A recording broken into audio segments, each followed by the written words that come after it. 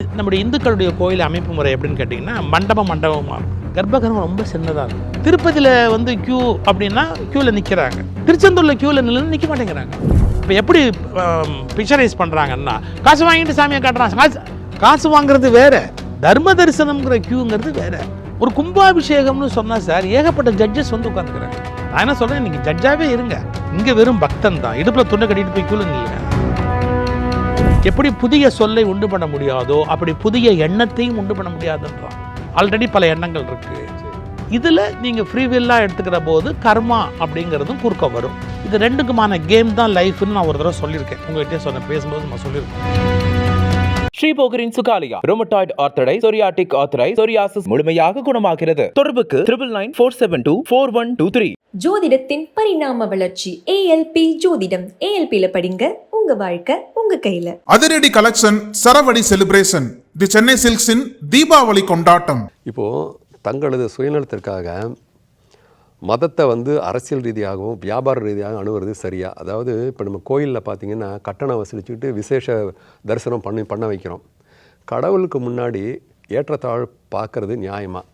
இறைவன் முன்னாடி எல்லாரும் சமம் இல்லையா?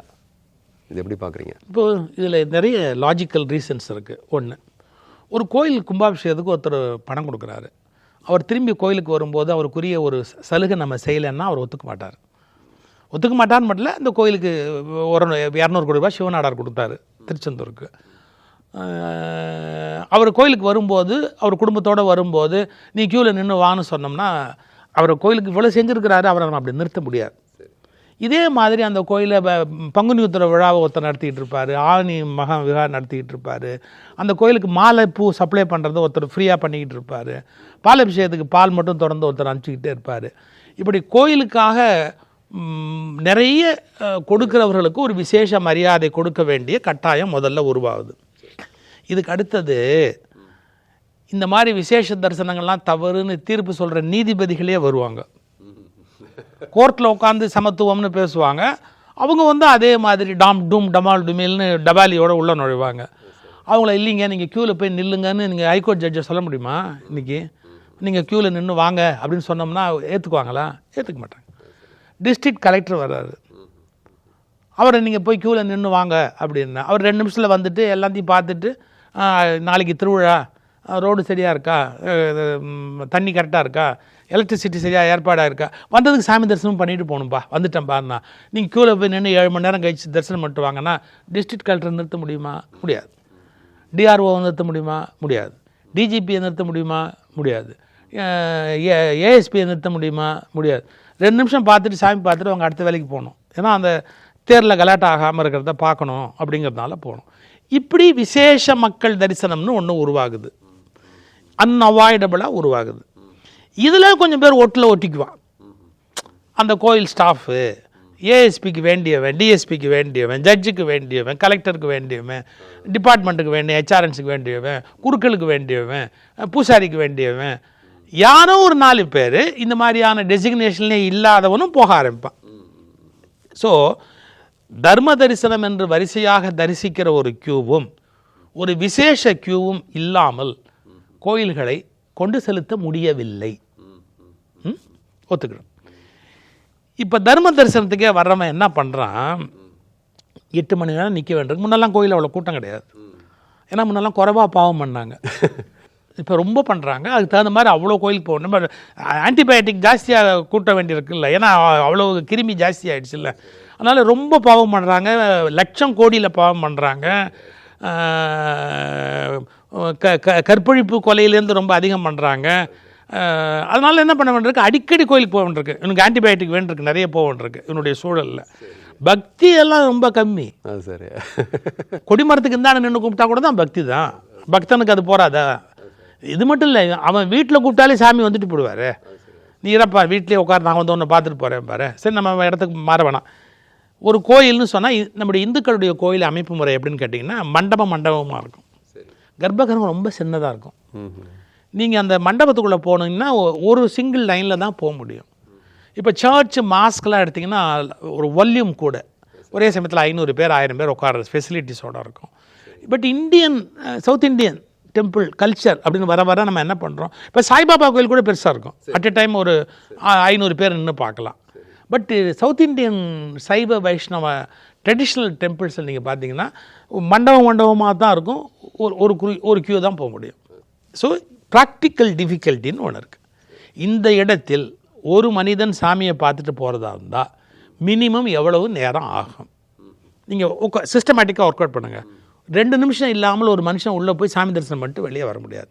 1000 பேர் பார்ப்பதற்கு 2000 நிமிஷம் ஆகுமா ஆகாதா இந்த அமைப்பு முறையில்? அப்போ க்யூவில் தானே வரணும். திருப்பதியில் வந்து க்யூ அப்படின்னா க்யூவில் நிற்கிறாங்க, திருச்செந்தூரில் க்யூவில் நிற்க மாட்டேங்கிறாங்க. ஏன் நான் க்யூவில் நிற்கணும்னா, இப்போ க்யூவில் நிற்காமல் எப்படி வர முடியும்? நம்ம 10,000 பேர் வந்துட்டோம். திருச்செந்தூர் சன்னதி அமைப்பு முறை மண்டபமாக போய் தான் தரிசனம் பண்ணிட்டு வெளியே வரணும். தர்ம தரிசன க்யூவை எக்காரணத்தை முன்னிட்டு நிறுத்தவே மாட்டாங்க. இப்போ எப்படி பிக்சரைஸ் பண்ணுறாங்கன்னா, காசு வாங்கிட்டு சாமியை காட்டுறாங்க. காசு வாங்குறது வேறு, தர்ம தரிசனம்ங்கிற க்யூங்கிறது வேறு. அந்த தர்ம தரிசன க்யூவை நிறுத்தவே மாட்டாங்க. அவங்க பாட்டுக்கு வருவாங்க, அவங்க தரிசனம் பண்ணிட்டு போயிட்டே இருப்பாங்க.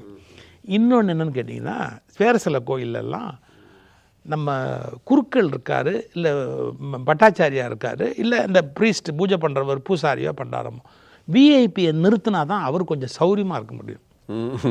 ஏங்க விஐபிக்கு ஒரு மாலை போடணும், மாலை போட்டால் அவர் காசு போடுவார், அவருக்கு ஒரு பட்டு கட்டணும், பட்டு கட்டினா அவர் துட்டு கட்டுவார் உங்களுக்கு. இப்போது நான் இப்படி பேசுகிறது தப்பாக நினைக்காதீங்க. இந்த பூஜை பண்ணுறவங்க எவ்வளவு சொன்னாலும் யாரையாவது 4 பேர் அங்கே நிறுத்தியே தீருவாங்க ஃபார் தேர் ஓன் வெல்ஃபேர். அவங்க நிறுத்தினா க்யூ வீணாயிடும். வரவங்க கொண்டு போயிட்டே இருந்தான்னு வச்சுங்க, பெருசாக பிரச்சனை ஆகாது. பட் அவன் அங்கே நிறுத்தாமல் பண்ண முடியாது. நான் சொல்லட்டுமா, கற்பூர ஆரத்தி காட்டுற தட்டை உண்டியல் மேலே வைக்கிறவங்க எவ்வளோ பேர்னு நீங்கள் ஒரு கோயிலில் போய் சாம்பிள் பாருங்கள். உண்டியல் துவாரம் இருக்குது பார்த்தீங்களா, அதுக்கு மேலே வச்சுருவாங்க. ஏன்னா உண்டியலில் போட்டால் கோயிலுக்கு போயிடும், தட்டில் போட்டால் அவங்கள குறை சொல்லலை, அவங்களும் நல்லா இருக்கணும், யார் வேண்டாம்னா அவங்களும் நல்லா வீடு கட்டி காரு சௌக்கியமாக இருக்கட்டும், வேணான்னு சொல்லலை. ஸோ அப்போ அவங்க என்ன பண்ணுறாங்க, சில பேரை கோயிலில் வச்சு பட்டு கட்டி பருவதம் கட்டி மாலையை போட்டு அத்தை பண்ணி இத்தை பண்ணி நிறுத்துகிறாங்க. இதெல்லாம் தான் இந்த க்யூ சிஸ்டம் சிக்கல் ஆகிட்டே போகிறதுக்கான காரணம். 3வது, திருச்செந்தூர் மாதிரி கோயில் எப்படின்னு கேட்டால் ஒரு பெரிய குரூப் இருக்காங்க. அவங்க வெளியிலேருந்து வர்றவங்கள அவங்க பெருவாரியாக நீங்கள் பார்த்தீங்கன்னா பின்பக்கம் கை கட்டிட்டு நிற்பாங்க. இப்படி அந்த போஸே நீங்கள் பார்த்தா தெரியும், பின்னாடி இப்படி கை கட்டிட்டு இப்படி ஸ்டைலாக நிற்பாங்க. அவங்ககிட்ட போய் நீங்கள் போன உடனே எத்தனை பேர், 7 பேர், 7 பேருக்கு 7,000 ரூபா, 7 பேர் 10,000 ரூபா, 10,000 ரூபா கொடுத்துட்டிங்கன்னா கொண்டு போய் உள்ளே விட்டுருவேம்பாங்க. திருவண்ணாமலை இப்போ அப்படி ஆகிப்போச்சு, பெரிய அப்படி இருக்குது. அதான் இப்போ அந்த பணம் சிதம்பரத்தில் இந்த மாதிரி இருக்காது, வேறு மாதிரி இருக்கும். நான் நெய் அபிஷேகம் பண்ணுறேன், இந்த கட்டளை பண்ணிக்கலாம். மேலே மேடையில் ஏறத்துக்கு பணம் இங்கே வாங்குறாங்களே தெரில எனக்கு. நான் முன்ன மேடையிலே ஏற்ற மாட்டாங்க. அந்த காலகட்டத்தில் 2 தடவை போயிட்டு வந்தேன். இப்போ எப்படிங்கிறது எனக்கு தெரில. இந்த திருச்செந்தூரில் என்ன பண்ணுவாங்கன்னு கேட்டிங்கன்னா, நீங்கள் பணம் கொடுத்தா அவங்கள உள்ளே கூப்பிட்டு போவாங்க. இதில் அவங்கள மட்டும் நான் குறை சொல்ல மாட்டேன். அவங்களோட ஒரு 4-5 பேர் அண்டுக்கோ, ஒன்று காவல்துறை, இன்னொன்று கோயில் டிபார்ட்மெண்ட் ஸ்டாஃபு, 3 ப்ரீஸ்டோட அந்த குரூப்பு வகையரா. இவங்கெல்லாம் என்ன பண்ணுவாங்கன்னு கேட்டிங்கன்னா, அப்படியே அந்த உள்ளே கூட்டிகிட்டு போகிறதுல ஷேர் உண்டு உங்களுக்குள்ளே. இதெல்லாம் நிறுத்த முடியாது. நீங்கள் நிறுத்தினீங்கன்னா கோயிலை பூட்டிடுவாங்க, ஒரு நாள் கலெக்டர் பண்ணுவாங்க. அவங்களுக்கா பாவ புண்ணியத்தை பற்றிய பயம் இருக்கணும். இல்லை, சாமி பேரை சொல்லி காசு வாங்குறமேன். இதுக்காகத்தான் ஹெச்ஆர்என்சியில் என்ன பண்ணாங்க, 1000 ரூபான்னு டிக்கெட் போட்டு பார்த்தாங்க. அந்த க்யூவில் போகிறதுக்கு 1000 ரூபா, 500 ரூபா. அப்போ கோயிலுக்காவது காசு வரும்ல. இவங்க 1000 ரூபா வாங்கிட்டு உள்ளே விடுறதுக்கு 1000 ரூபா வாங்கிட்டு விட்டு சாமியை பார்க்க காசு வாங்கிட்டாங்க, சாமியை பார்க்க காசு இப்போ அதையும் நிறுத்திட்டாங்க.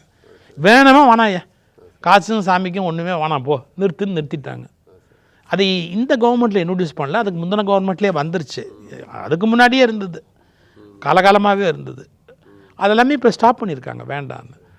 அதனால் தர்ம தரிசனம்ங்கிற க்யூவை ஸ்டாப் பண்ணால் நான் சொல்கிறேன் டிபார்ட்மெண்ட் மேலே எழுத்து நம்ம ஃபைட் பண்ணணும். அதை நிறுத்துறதில்லை, நிறுத்தக்கூடாதுங்கிறதுல தெளிவாக இருக்காங்க. அது நீங்கள் சொல்கிறத பார்த்தா சாமி உண்டுன்னு சொல்லி சாமிக்கு சேவை செய்கிறவங்களுக்கு தான் உண்மையான சாமி மேலே பயம் இல்லை, ஒரு நம்பிக்கை இல்லாமல் இருக்கிறதா மனசுக்கு. இப்போ நான் என்ன சொல்லுவேன், ஒருத்தரை உள்ளே விடணும்னு வச்சுக்கோங்களேன். நீ 1 கோடி ராமஜெயம் எழுதியிருக்கிறேன்னா பெருமாள் கோயிலுக்குள்ளே வான்னு சொன்னாங்கன்னா எவ்வளோ பேர் எழுதியிருப்பேன்? 1 கோடி ராமஜெயம் எழுதின நோட் புக்கு கொண்டா உனக்கு க்யூ இல்லாமல் உள்ளே விடுறோன்னு சொல்லணும் இல்லையா? சரி, நமசிவாயங்கிறத நான் வந்து 10 லட்சம் எழுதியிருக்கேன்னா நீ வாப்பா, நீ க்யூ நிற்காமல் உள்ளே போ. ஏன்னா அதான் டிசர்விங். அந்த நாம ஜபம் பண்ணியிருக்கேன், இல்லை அதுக்கான இது பண்ணியிருக்கேன், ஏதோ ஒன்று இருக்கணும். அந்த மாதிரி அளவுக்குள் வைக்க முடியலையே. பணம் கொடுத்தா உள்ளே போகலான்னு இருக்குது. பவர் இருக்குது.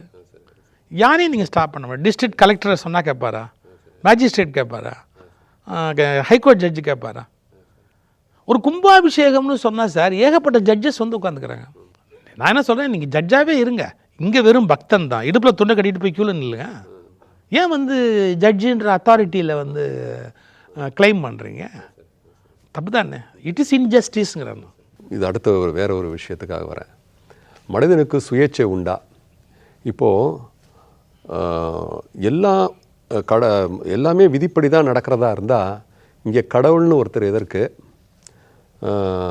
இந்த ஜோதிடம் பரிகாரம்லாம் சொல்கிறாங்களே, இதெல்லாம் எதற்கு? அதுக்கெல்லாம் அவசியம் இல்லாமல் போயிடுது இல்லையா? அதுதான் உங்களை அதை தெரிஞ்சுக்கணும்னு நினைக்கிறேன். இந்த ஃப்ரீ வில்ங்கிறதே ஒரு விசித்திரமான விஷயம். ஒரு ரிசர்ச்சில் சொல்கிறான், தேங்காயை வந்து முழுசாக விழுந்ததை குரங்குங்க திடீர்னு என்ன பண்ணுச்சு, உரிச்சு திங்கும் இல்லையா? கடினமாக இருக்கும் சில இது. இதை எப்படி திங்கிறதுன்னு அதுக்கு தெரியாமல் இருந்தது. அதில் நல்லா ஃபுல்லாக உரிக்க முடியாது. தண்ணியில் நல்லா ஊற வச்சு கல்லை வச்சு சதைச்சு உரிக்கலான்னு குரங்குங்க கண்டுபிடிச்சது. ஆனால் என்ன சொல்கிறான், இது ஒரு குரங்குக்கு ஒரே இடத்துல மட்டும் தோணலை. இந்த கருத்து ஒரே நேரத்தில் 100 குரங்குக்கு 100 இடத்துல தோணுது, டிஃப்ரெண்ட் பிளேசஸில். அப்போ அவன் திகைச்சு போகிறான். இதை இப்படி பண்ணலாங்கிற ஐடியா இந்த தீவில் இருக்கிற குரங்கு, இதுலேருந்து ஒரு 10 கிலோமீட்டர் தள்ளி இருக்கிற தீவில் இருக்கிற குரங்கு, அதுலேருந்து ஒரு 10 கிலோமீட்டர் தள்ளி இருக்கிற தீவில் இருக்கிற குரங்கு, ஒரு 100 குரங்குக்கு அட் எ டைம் தோணுது. அப்போ என்ன சொல்கிறான், தாட் வேவ்ஸ் பிரபஞ்சத்தில் போயிட்டே இருக்கு. கிராஸ் பண்ணுறது சில பேர் உள்ள இழுப்பாங்க, உள்ள இழுத்தவன் அந்த காரியத்தை ஆரம்பிப்பான். அதனால ஃப்ரீவில்னு சொல்றது கூட ஏற்கனவே இந்த எண்ணம் பிரபஞ்சத்தில் இருந்துகிட்டே இருக்கும். சில பேர் தான் அதை தான் உள்வாங்கி தன் வழியாக வெளிப்படுத்துவார்கள். எதுவுமே இல்லாத விஷயத்தை புதுசா அவனால பண்ண முடியும்னு தோணலேங்கிறாங்க. ஆச்சா. ஸோ ஃப்ரீவில்ங்கிறத டெஃபினேஷன்லேயே கொஞ்சம் கஷ்டம் இருக்குது. தனியாக ஒருத்தருக்கு ஒன்று புதுசாக எப்படி தோண முடியும்? புதுசாக திடீர்னு ஒரு வார்த்தையை நீங்கள் உண்டு பண்ண முடியுமா? இருக்கிற வார்த்தையே செப்பனிட்டு ஒரு வார்த்தையை உண்டு பண்ணலாம். நான் திடீர்னு 2-3 எழுத்தை போட்டு கா சு எல்லாத்தையும் போட்டு நான் திடீர்னு 2 வார்த்தையை உண்டு பண்ணனா மீனிங் இல்லையா? எப்படி புதிய சொல்லை உண்டு பண்ண முடியாதோ அப்படி புதிய எண்ணத்தையும் உண்டு பண்ண முடியாதுன்றான். ஆல்ரெடி பல எண்ணங்கள் இருக்குது அப்படின்னு. இதில் நீங்கள் ஃப்ரீவில்லாக எடுத்துக்கிற போது கர்மா அப்படிங்கிறதும் குறுக்க வரும். இது ரெண்டுக்குமான கேம் தான் லைஃப்னு நான் ஒரு தடவை சொல்லியிருக்கேன், உங்கள்கிட்டயே சொன்னேன், பேசும்போது நம்ம சொல்லியிருக்கோம். But at the same time நீங்கள் சரியான அவேர்னஸ் லெவலுக்கு வந்தால் கர்மாவை நிறுத்திவிடலாம். அப்போ நீங்கள் இன்னொரு கேள்வி கேட்குறீங்க, ஜோதிடம் பரிகாரம் என்பது சரியா? ஜோதிடம் என்பது ஒரு யூகம். ஓரளவு சில விஷயங்களை அந்த நியதிப்படி நடப்பதை யூகித்து கணக்கு போட்டு சொல்லலாம். இது யூகமா கணக்கா? அவங்களுக்கு இன்ட்யூஷன் வேலை செய்யும் சில சமயத்தில், சில சமயத்தில் கணக்கு வேலை செய்யும். ஸோ அடிப்படையாக 100% அது கரெக்டாக இருக்குன்னு சொல்ல முடியாது. ஒரு உதாரணம் சொல்கிறேன். நான் ஒரு ஜோதிடர் வீடு அழகாக கட்டியிருந்தார். அந்த வீட்டை பார்க்குறதுக்கு போயிருந்தேன். பார்த்துட்டு வரும்போது இந்த வீடு எப்படி நான் வந்திருக்கேன்னு ஒன்று அவர் என்னோட 10 நிமிஷம் பேசணும்னு ஆசைப்பட்டு பேசினார். அப்போ நான் இதே கேள்வி தான் கேட்டேன், நீங்கள் பெரிய ஜோதிடர், ஒருத்தருக்கு பலன் சொல்கிறீங்க, பலன் வந்து இப்படி பண்ணுனா நடக்கும்னு அதுக்கான பரிகாரமும் சொல்கிறீங்க, அவர் அதை செஞ்சு அந்த பரிகாரம் அடையிறாரு, கர்மா சரியாக இருந்தால் பரிகாரம் எப்படி வேலை செய்யும் அப்படின்னு. அப்போ அவர் ஒரு வார்த்தை சொன்னார். ஒரு உதாரணம் சொல்கிறேன் சார். ஒரு கவர்மெண்ட் ஆஃபீஸர் என்கிட்ட வந்தார். பெங்களூரில் ஒரு டாப் போஸ்ட்டு வருது, எனக்கு அந்த பெங்களூர் அந்த போஸ்ட்டு போயிட்டா என் லைஃப் நல்லாயிருக்கும், நீங்கள் எனக்கு எப்படியாவது பண்ண முடியுமா பாரு. அவர் ஜாதகத்தை வாங்கி பார்த்தேன். அவருக்கு அந்த பதவி உயர்வுக்கான யோகம் இருக்குது. சரி, நம்ம இங்கே ஒரு சின்ன யாகம் பண்ணுவோம், பண்ணால் டெஃபினட்டாக நீங்கள் அந்த இது நடக்கும்னு சொல்லி அவருக்கு அந்த பரிகார ஹோமம் நான் பண்ணி வச்சேன். பெங்களூருக்கும் ட்ரான்ஸ்ஃபர் ஆகிடுச்சு. நானும் என்னை வேந்துட்டேன், ஆஹா நம்ம பண்ணது பழிச்சிருச்சு. அவரும் எனக்கு வந்து காலில் விழுந்து கும்பிட்டு காணிக்கையெல்லாம் கொடுத்துட்டு, ஆஹா பாருங்கள் நீங்கள் சொன்னபடி நடந்துருச்சு அப்படி. எனக்கும் கர்வம் ஏறி போச்சு. அவர் சொல்கிறார், நான் நினச்சபடி கரெக்டாக நடந்துருச்சு. 3 நாளில் பெங்களூரில் அவர் பையன் பைக் எடுத்துகிட்டு போய் அடிபட்டு செத்துப்பிட்டான். ஓன்னு வந்து அழுகுறார். எடுத்து பார்த்தா புத்திரன் மறையிறதுக்கான அந்த விஷயம் இருக்குது ஜாதகத்தில். இடம் மாற்றத்தினால் புத்திரன் மறைவதற்கான இது இருக்குது. அப்போ அவர் சொன்னார், இவர் ஜாதகத்தை பார்த்து இவருக்கு பதவி உயர்வு யோகம் இருக்குங்கிறத மட்டும்தான் என் கண்ணில் பட்டுதே ஒழிய இவர் புத்திரனை பிரியறது இடமாற்றத்தினால் பிரியறதுங்கிற பகுதி இருக்கிறது என் கண்ணுக்கே தெரியல. மறைச்சிருச்சு. நான் அன்னையிலேருந்து நம்ம ஒரு முட்டாள், நம்ம வந்து பெரிய விஷயம் மாதிரி பேசக்கூடாது. அதனால் நான் பரிகாரம் சொல்லலாம் நிறுத்திட்டேன். சார் இருக்குது இப்போ ஜாதகத்தில் புட்சால்தான் நடந்துக்கங்க அப்படின்னு சொல்கிறத நிறுத்திட்டேன், மற்ற வேலையெல்லாம் விட்டுட்டேன் அப்படின்னார். ஸோ இதுதான் நம்ம புரிஞ்சுக்க வேண்டிய விஷயம். ஒரு பகுதி தான் இவங்களுக்கு தெரியுமே ஒழி, அதனுடைய அடுத்த செயினில் இன்னொரு விளைவு இருக்குது. அங்கே போகாமல் இருந்திருந்தால் அந்த பையன் அன்றைக்கி அடிபட்டிருக்க மாட்டான். அப்போ இங்கே அடிபட்டிருக்க மாட்டானான்னு கேள்வி வரும். தெரியாது, தாராளமாக இங்கேயே கூட அடிபட்டிருக்கலாம்.